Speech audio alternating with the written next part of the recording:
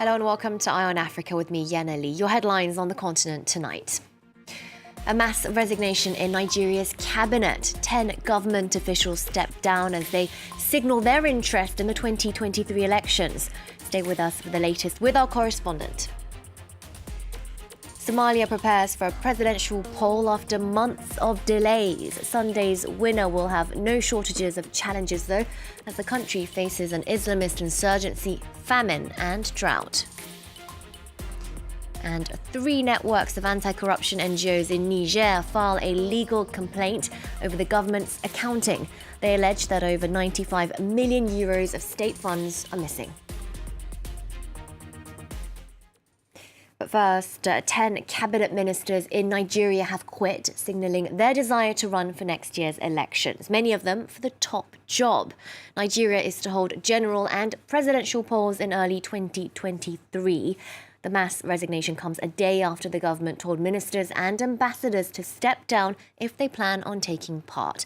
President Muhammadu Buhari announced that replacements would be made soon so that cabinet business can continue as usual. France 24's Sam Olukoya has all the details. It is unprecedented in Nigeria's political history for as many as 10 cabinet ministers to resign because they want to run in an election.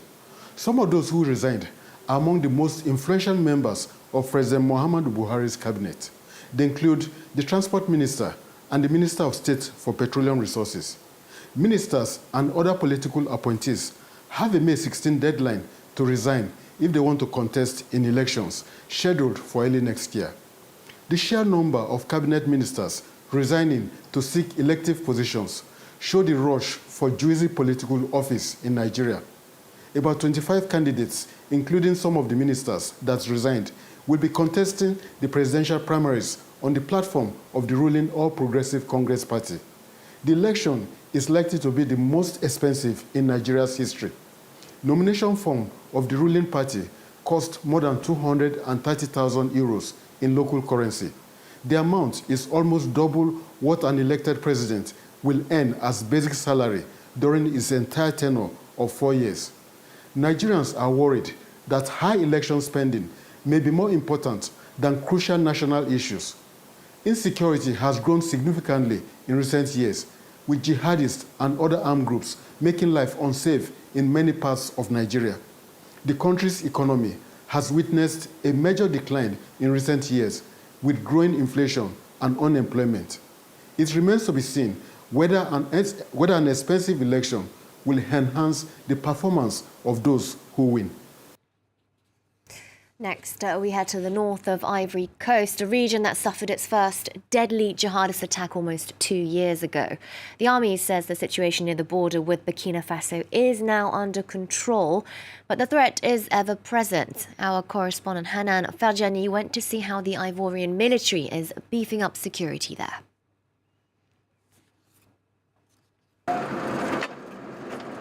On this dusty track in northeastern Ivory Coast, security force units move slowly and in close ranks. Keep your distance.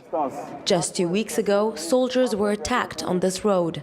Here, one standing order prevails. Stay on the lookout for ambushes and IEDs.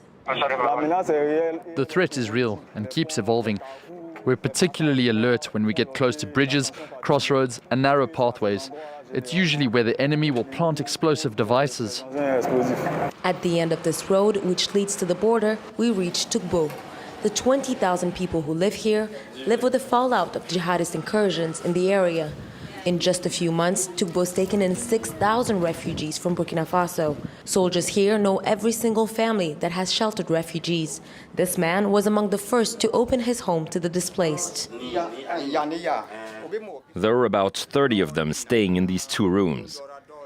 At first, there were a dozen of them, then 5 more arrived, then another 7. It gradually got to the situation we're currently in. Security forces monitor refugees' movements and stay in close contact with host families. Jihadists could easily infiltrate this village, so we put our trust in the host families. We tell them, this is where you live, so when your guests go somewhere, let us know. When they come back, let us know. Security forces in the area are now gathered under a single command known as the Northern Operational Zone. The country's extreme north is officially under control, but more troops are still needed on the ground. The situation has been relatively calm, but this doesn't mean that we get to sit back and relax. We've requested that more troops be deployed in this area. In the near future, we want a full-fledged force in order to further strengthen our apparatus. More than 3,000 soldiers were recruited in April. The army plans on further reinforcing its presence in the north. It's now been 26 days since heavy rains in Burkina Faso left 8 miners missing some 500 meters underground. Rescue workers are pumping water out of the flooded area in hopes of finding survivors. The Canadian mining company who employed them says that it's possible that the men managed to reach an emergency chamber with food and water. So far, though, there's been no communication with them. Jean-Emile Jamin has the story. A desperate rescue effort, but with little success so far. Nearly 30 days after a flood trapped 8 workers in a Burkina Faso zinc mine, there's been no news of their situation. Mathieu Patino, a survivor miner, was 400 meters underground on that day, thinking it would be his last. It's a day I will never forget until I die. That day, Mathieu was driving a 700-ton excavator that was swept away by the water current. I saw everything. I couldn't get out. I had to go through the emergency exit. The Canadian group that operates the mine has been accused of delaying action. We are facing a completely unpredictable situation. The amount of water that came in was much higher than the pumps we had. Now, every day, the families of the missing miners gather in support and pray together. One of those present, Sylvie Bama, sells used clothing, but counts on her husband's income to support their 4 children. We have hope. We know they will come back. We're really counting on God for them to come back, for my husband to come back. We pray. Mélène Bazier, who is 8 months pregnant, fears for her child's future without her husband by her side. I have been sitting here for 26 days, every day from morning to night. We're devastated. Nobody gives us concrete answers. Every day we hope for good news, and that's why we come here every morning. It is possible that the men reached a rescue chamber in the mine, stocked with food and water. But Burkina Faso's Labour Ministry says water samples have to be studied first for safety reasons before rescuers can go underwater to reach the chamber. Next, we head to the Horn of Africa. Somalia is set to hold a presidential poll on Sunday after months of delays. There are 39 candidates, including the incumbent President Mohamed Abdullahi Mohamed. It's an election that could bring an end to the current political deadlock. Last year, the incumbent attempted to extend his term by decree, triggering protests in Mogadishu. Laurent Berstecker has more.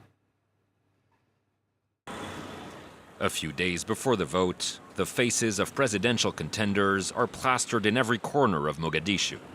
In total, 39 candidates are vying for Somalia's top job, a national record in a country known for its fragmented political landscape.